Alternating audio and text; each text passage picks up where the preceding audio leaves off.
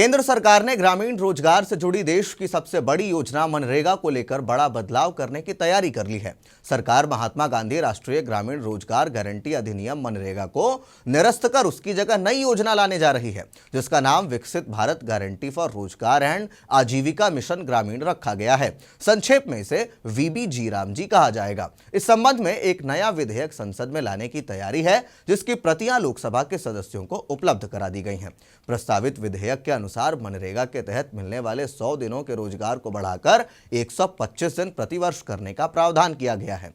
यह रोजगार मजदूरी आधारित होगा और प्रत्येक ग्रामीण परिवार के उन वयस्क सदस्यों को दिया जाएगा जो स्वेच्छा से अकुशल शारीरिक श्रम करने के लिए आगे आएंगे। सरकार का कहना है कि यह बदलाव विकसित भारत 2047 के राष्ट्रीय दृष्टिकोण के अनुरूप किया जा रहा है, ताकि ग्रामीण भारत को अधिक समृद्ध, सशक्त और आत्मनिर्भर बनाया जा सके।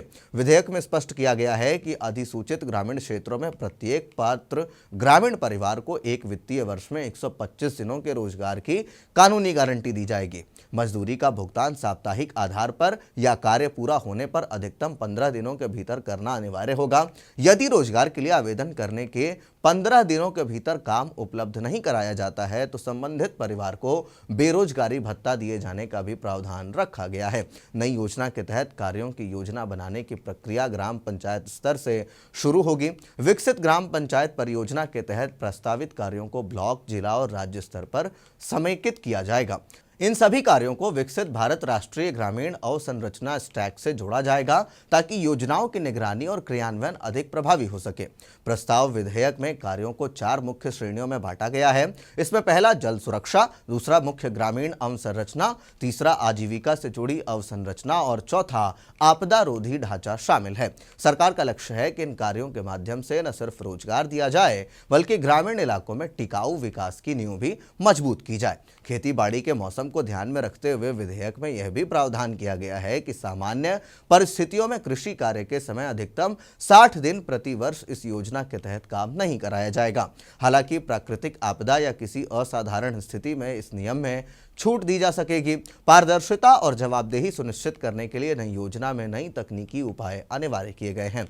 इनमें बायोमेट्रिक प्रमाणिकता, geo tagging, digital MIS dashboard, साप्ताहिक सार्वजनिक खुलासे और सामाजिक अंकेक्षण शामिल है। इसके साथ ही शिकायत निवारण के लिए बहुस्तरीय व्यवस्था बनाई जाएगी और जिला स्तर पर लोकपाल की नियुक्ति भी प्रावधान होगा। इसी के साथ यह योजना एक केंद्र प्रायोजित योजना होगी। वित्तीय हिस्सेदारी के तहत उत्तर पूर्वी और हिमालयी राज्यों के लिए केंद्र और राज्य का अनुपात 90:10 और अन्य राज्यों के लिए 60:40, जबकि बिना विधानसभा वाले केंद्र शासित प्रदेशों के लिए 100% केंद्रीय सहायता का प्रावधान रखा गया है।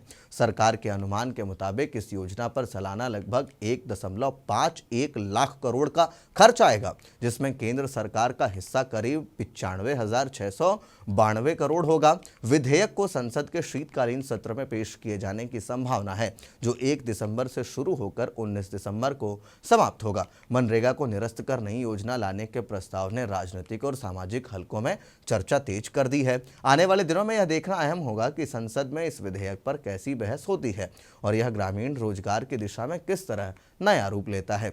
तो इस पूरे प्रकरण पर लेकर के मनरेगा का नाम बदल करके जी राम जी करने के पीछे आप क्या मानसिकता मानते हैं, क्या सोच है आपकी, कमेंट बॉक्स में लिख करके जरूर बताएं। तब तक के लिए दीजिए इजाजत। धन्यवाद।